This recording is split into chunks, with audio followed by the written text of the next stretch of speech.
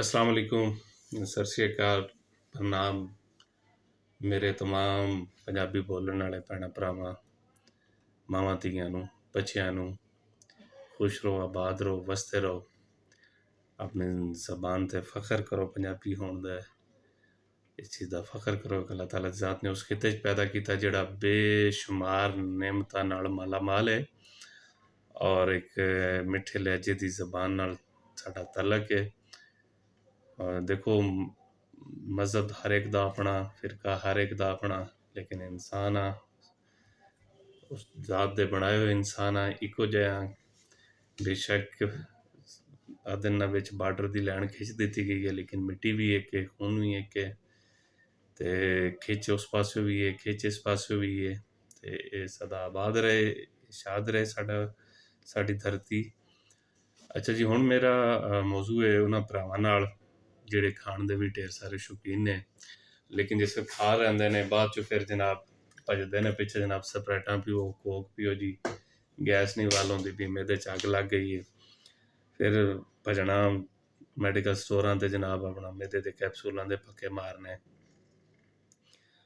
ਦੇਖੋ ਵੀਰੇ, ਮੈਦੇ ਦੀ ਬਿਮਾਰੀ ਦਾ ਤਾਲਕ ਮੋਟਾਪੇ ਨਾਲ ਹੈ ਵੀ ਅਤੇ ਨਹੀਂ ਵੀ ਕਿਉਂਕਿ ਬਹੁਤ ਸਾਰੇ ਸੁੱਕੇ ਪਤਲੇ ਵੀ ਬੰਦੇ ਹੁੰਦੇ ਨੇ ਜਿਹੜੇ ਮੈਦਾ ਫੜ ਕੇ ਤੇ ਭੱਜੇ ਫਿਰਦੇ ਹੁੰਦੇ ਨੇ ਕਿ ਜੀ ਜੋ ਵੀ ਖਾ ਲਈਏ ਤਾਂ ਅੰਦਰ ਅੱਗ ਲੱਗ ਜਾਂਦੀ ਹੈ। ਉਹਦੀ ਵਜ੍ਹਾ ਇਹਦੀ ਹੈ ਨਾ ਕਿ ਦੇਖੋ ਸਾਡੇ ਏਸ਼ੀਆਈ ਖਿੱਤਾ ਪਾਕਿਸਤਾਨ ਇੰਡੀਆ ਬੰਗਲਾਦੇਸ਼ ਸ੍ਰੀਲੰਕਾ ਨੇਪਾਲ ਭੂਟਾਨ ਇਹਨਾਂ 'ਚ ਵਸਣ ਵਾਲੇ ਸੀ ਜਿਤਨੇ ਲੋਕ ਆ ਕੁਝ ਲੋਕ ਘੱਟ ਮਿਰਚਾਂ ਖਾਂਦੇ ਹੋਣਗੇ ਲੇਕਿਨ ਮੈਜੋਰਟੀ ਜਿਹੜੀ ਹੈ ਸਾਡੇ ਮਿਰਚ ਮਸਾਲੇ ਜਿਹੜੇ ਨੇ ਉਹ ਬਹੁਤ ਤੇਜ਼ ਹੁੰਦੇ ਨੇ। ਅਸੀਂ ਬੜੀ ਮੁਰਗਨ ਗਜ਼ਾਵਾਂ ਖਾਣ ਦੇ ਮਤਲਬ ਜ਼ਿਆਦਾ ਜਨਾਬ ਫਰਾਈ ਕਰਕੇ ਕੜਾਹੀਆਂ ਗੋਸ਼ਤ ਖਾਣ ਦੇ ਆਦੀ ਹਾਂ ਅਤੇ ਉਹ ਉਸ ਵਜ੍ਹਾ ਤੋਂ ਸਾਡਾ ਮਿਹਦਾ ਵੀ ਜਿਹੜਾ ਫਿਰ ਉਹ ਜਦੋਂ ਤੱਕ ਬਰਦਾਸ਼ਤ ਕਰਦਾ ਹੁੰਦਾ ਉਹ ਚੱਲਦਾ ਰਹਿੰਦਾ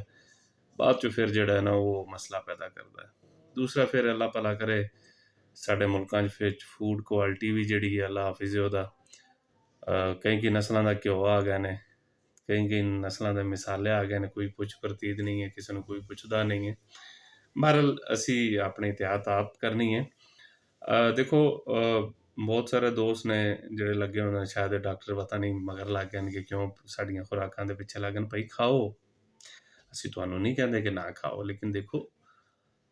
ਜ਼ਿਆਦਾ ਤੇਜ਼ ਮਿਰਚ ਮਸਾਲਾ ਜਿਹੜਾ ਹੈ ਨਾ ਉਹ ਨੁਕਸਾਨਦੇਹ ਸਾਡੇ ਖਿੱਤੇ ਵਿੱਚ ਬਹੁਤ ਸਾਰੇ ਲੋਕਾਂ ਵਿੱਚ ਮੈਦੇ ਦਾ ਅਲਸਰ ਮੈਦੇ ਦਾ ਕੈਂਸਰ ਜਿਹੜਾ ਉਹ ਰੋਜ਼ ਬ ਰੋਜ਼ बढ़ ਰਿਹਾ ਹੈ। ਉਹਦੀ ਵਜੂਹਾਤ ਹੋਰ ਕੋਈ ਵੀ ਨਹੀਂ ਹਨ। ਠੀਕ ਹੈ, ਸ਼ਰਾਬ ਨੋਸ਼ੀ ਜਿਹੜੇ ਲੋਕ ਕਰਦੇ ਨੇ ਉਹਨਾਂ ਵਿੱਚ ਇਹ ਚੀਜ਼ਾਂ ਜ਼ਿਆਦਾ ਹੁੰਦੀਆਂ ਲੇਕਿਨ ਨਾਲ ਜਿਹੜਾ ਮਿਰਚ ਮਸਾਲੇ ਸਾਡੇ ਨੇ ਇਹ ਵੀ ਸਾਡੇ ਮੈਦੇ ਦੀ ਜੜ੍ਹਾਂ 'ਚ ਪੈਂਦੇ ਪਏ ਨੇ ਅਤੇ ਕੋਸ਼ਿਸ਼ ਕਰੋ ਦੇਖੋ ਪਰਹੇਜ਼ ਕਰਨ ਦਾ ਇਹ ਮਤਲਬ ਨਹੀਂ ਕਿ ਬਿਲਕੁਲ ਹੀ ਫਿੱਕਾ ਖਾਣਾ ਖਾਓ ਲੇਕਿਨ ਮੁਨਾਸਿਬ ਮਿਰਚ ਮਸਾਲਾ ਰੱਖੋ। ਇੱਕ ਅੱਧੀ ਦੀਵਾਰੀ ਦੀ ਬਾਤ ਪਰਹੇਜ਼ੀ ਜਿਹੜੀ ਉਹਨੂੰ ਮਾਫ ਹੁੰਦੀ ਹੈ ਉਹਦਾ ਕੋਈ ਨਹੀਂ ਮਸਲਾ ਹੁੰਦਾ ਉਹਦੇ 'ਚ ਕੋਈ ਨਹੀਂ ਪਰੇਸ਼ਾਨੀ ਹੁੰਦੀ ਲੇਕਿਨ ਲਗਾਤਾਰ ਤੁਸੀਂ ਜਿਸ ਟਾਈਮ ਕਿਸੇ ਚੀਜ਼ ਦਾ ਇਸਤੇਮਾਲ ਕਰਦੇ ਹੋ ਤਾਂ ਫਿਰ ਉਹ ਨੁਕਸਾਨ ਦਿੰਦੀ ਹੈ ਅਤੇ ਇਹਦੇ ਵਿੱਚ ਇਹੀ ਇਹਤਿਆਤ ਹੈ। ਦੇਖੋ ਬਹੁਤ ਸਾਰੇ ਹਕੀਮਾਂ ਨੇ ਵੀ ਕਿਹਾ ਜੋ ਸਵੇਰੇ ਨਿਹਾਰ ਨੂੰ ਇੰਨਾ ਪਾਣੀ ਪੀਆ ਕਰੋ ਜੀ ਕੋਈ ਕਹਿੰਦਾ ਠੰਡਾ ਪੀਤਾ ਕਰੋ ਜੀ ਕੋਈ ਗਰਮ ਪੀਤਾ ਕਰੋ। ਦੇਖੋ ਮੈਦਾ ਇੱਕ ਤੇਜ਼ਾਬੀਅਤ ਖਾਨਾ ਇੱਕ ਤੇਜ਼ਾਬ ਦਾ ਭਰਿਆ ਗੋਲਾ ਬੰਬ ਹੈ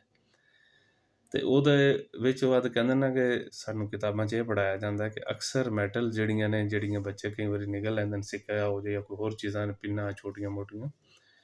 ਮੈਦੇ ਦੀ ਇਤਨੀ ਤੇਜ਼ਾਬੀਅਤ ਹੁੰਦੀ ਕਿ ਉਹ ਬਾਜ਼ੂ ਔਕਾਤ ਉਹਨਾਂ ਨੂੰ ਗਾਲ ਵੀ ਦਿੰਦਾ ਹੈ। ਠੀਕ ਹੈ, ਲੇਕਿਨ ਉਹ ਠੀਪੇ 'ਤੇ ਮੈਟਲ ਇਸ ਤਰ੍ਹਾਂ ਦੀ ਹੁੰਦੀ ਕਿ ਉਹ ਨਹੀਂ ਹੁੰਦੀ ਔਰ ਬਾਅਦ 'ਚੋਂ ਪਖਾਨੇ ਦੇ ਰਸਤੇ ਉਹ ਨਿਕਲ ਜਾਂਦੀ ਹੈ ਲੇਕਿਨ ਬਹੁਤ ਜ਼ਿਆਦਾ ਗਰਮ ਜਗ੍ਹਾ ਹੈ ਉਹਨੂੰ ਤੁਸੀਂ ਅਗਰ ਉਹ ਨੀਮ ਗਰਮ ਪਾਣੀ ਨਾਲ ਜਾਂ ਗਰਮ ਪਾਣੀ ਲਓਗੇ ਖਾਲੀ ਪੇਟ ਉਹ ਵੀ ਅਤੇ ਜਿਹੜਾ ਪਹਿਲੇ ਹੀ ਮੈਦੇ ਦਾ ਮਰੀਜ਼ ਹੈ ਉਹਨੂੰ 'ਤੇ ਅੱਗ ਲੱਗ ਜਾਣੀ ਅੰਦਰੋਂ। ਠੀਕ ਹੈ, ਅਤੇ ਫਿਰ ਅੱਗ ਦੇ ਉੱਤੇ ਪਾਣੀ ਪਾਓਗੇ ਤਾਂ ਉਹ ਬਿਲਕੁਲ ਠੰਡਾ ਹੋ ਜਾਏਗਾ। ਲਿਹਾਜ਼ਾ ਬਿਹਤਰ ਹੈ ਕਿ ਖਾਲੀ ਪੇਟ ਕੋਈ ਚੀਜ਼ ਨਾ ਲਿਆ ਕਰੋ ਕੋਈ ਨਾ ਕੋਈ ਚੀਜ਼ ਖਾ ਕੇ ਫਿਰ ਬੇਸ਼ੱਕ ਜੋ ਮਰਜ਼ੀ ਲਓ। ਠੀਕ ਹੈ, ਹਾਂ ਸਿੰਪਲ ਪਾਣੀ ਸਾਦਾ ਜਿਹੜਾ ਨਾ ਠੰਡਾ ਹੋਏ ਨਾ ਗਰਮ ਹੋਏ ਨਾਰਮਲ ਪਾਣੀ ਉਹ ਤੁਸੀਂ ਲੈ ਸਕਦੇ ਹੋ ਖਾਣੇ ਤੋਂ ਪਹਿਲਾਂ ਉਹ ਤੁਹਾਨੂੰ ਕੁਝ ਨਹੀਂ ਕਹੇਗਾ ਉਹਦੇ ਬਾਅਦ ਖਾਣਾ ਖਾ ਲਓ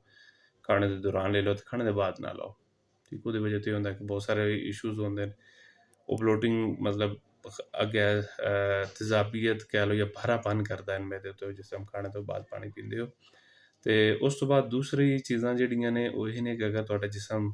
ਮੋਟਾਪਾ ਅਗਰ ਬਾਕੀ ਬੋਡੀ ਨਹੀਂ ਲੇਕਿਨ ਪੇਟ ਬਾਹਰ ਨਿਕਲਿਆ ਤੇ ਫਿਰ ਉਹਦੀ ਤੇ ਹਦਾਇਤ ਹੈ ਕਿ ਤੁਸੀਂ ਇੱਕ ਤਾਂ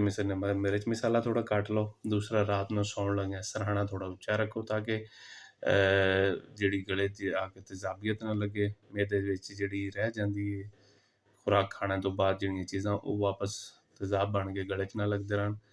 ਨਹੀਂ ਤਾਂ ਫਿਰ ਉਹ ਹੁੰਦਾ ਕਿ ਮਿਹਦਾ ਫਿਰ ਸਾਰਾ ਜਿਹੜਾ ਨਾ ਉਹ ਮਿਹਦੇ ਵਾਲੀ ਜਗ੍ਹਾ ਤੋਂ ਲੱਗ ਕੇ ਇਸ ਤਰ੍ਹਾਂ ਉੱਤੇ ਦੀ ਤਰਫ ਜਲਣਾ ਸ਼ੁਰੂ ਹੋ ਜਾਂਦਾ ਹੈ। ਉਹ ਬੰਦਿਆਂ ਵਾਸਤੇ ਇਹੀ ਹੈ ਕਿ ਆਪਣਾ ਪੇਟ ਛੋਟਾ ਕਰੋ ਭਾਈ, ਮੋਟੇ ਹੋ ਤੇ ਵਜ਼ਨ ਕਮ ਕਰੋ। ਮੁਖਤਲਿਫ ਤਰੀਕੇ ਨੇ ਉਹਦੇ। ਘੀ ਦੀ ਜਗ੍ਹਾ ਜ਼ਰਾ ਆਇਲ ਦਾ ਇਸਤੇਮਾਲ ਜ਼ਿਆਦਾ ਕਰੋ, ਮਤਲਬ ਇਤਨਾ ਵੀ ਜ਼ਿਆਦਾ ਨਹੀਂ ਕਿ ਹੁਣ ਬਿਲਕੁਲ ਹੀ ਉਹ ਲਸ ਕਰਦਾ ਤੇਲ ਹੋਵੇ, ਲੇਕਿਨ ਅੱਛੀ ਕੁਆਲਿਟੀ ਦਾ ਤੇਲ ਇਸਤੇਮਾਲ ਕਰੋ। ਉਹਦੇ ਵਿੱਚ ਇਹ ਹੁੰਦਾ ਕਿ ਉਹਦੇ ਵਿੱਚ ਕਾਰਬੋਹਾਈਡਰੇਟਸ ਔਰ ਬਾਕੀ ਚੀਜ਼ਾਂ ਜਿਹੜੀਆਂ ਨੂੰ ਥੋੜ੍ਹੀ ਘੀ ਦੀ ਨਿਸਬਤ ਕਮ ਹੁੰਦੀਆਂ ਨੇ। ਅਤੇ ਬਾਕੀ ਇਹ ਹੁੰਦਾ ਕਿ ਖਾਣਾ ਇੱਕ ਅੱਧੀ ਵਾਰੀ ਹੀ ਗਰਮ ਕਰਕੇ ਖਾਓ, ਇਹ ਨਹੀਂ ਕਿ 3-4 ਦਿਨ ਫਰਿੱਜ 'ਚੋਂ ਪਿਆ ਰਹੇ ਕੱਢ ਕੇ ਅੱਗੇ ਜਨਾਬ ਸ਼ੁਰੂ ਰਹੋ, ਉਹ ਵੀ ਨੁਕਸਾਨ ਦਿੰਦਾ ਮੈਦੇ ਨੂੰ, ਉਹ ਵੀ ਹੁੰਦਾ ਅੱਛਾ। ਉਸ ਤੋਂ ਬਾਅਦ ਫਿਰ ਰਹਿ ਗਈ ਜਨਾਬ, ਦੇਖੋ ਸਪਰਾਈਟ, ਕੋਕ ਇਹ ਕਦੀ ਵੀ ਮੈਦੇ ਵਾਸਤੇ ਅੱਛੀਆਂ ਨਹੀਂ ਹੋਈਆਂ, ਠੀਕ ਹੈ। ਬਹੁਤ ਸਾਰੇ ਜਗ੍ਹਾ ਹਸਪੀਟਲ 'ਚੋਂ ਡਾਕਟਰ ਕਹਿੰਦੇ ਨੇ, ਲੇਕਿਨ ਉਹ ਇੱਕ ਸਾਈਕੋਲੋਜੀਕਲੀ ਕਹਿੰਦੇ ਨੇ,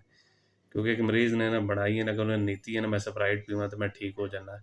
ਤੁਸੀਂ ਭਾਵੇਂ ਸੋਨੇ ਵਰਗੀ ਵੀ ਉਹਨੂੰ ਦਵਾਈ ਲਾ ਦਿਓਗੇ, ਜਿੰਨੀ ਦੇਰ ਤੱਕ ਉਹ ਸਪਰਾਈਟ ਨਹੀਂ ਪੀਵੇਗਾ ਉਹ ਨਹੀਂ ਠੀਕ ਹੋਏਗਾ।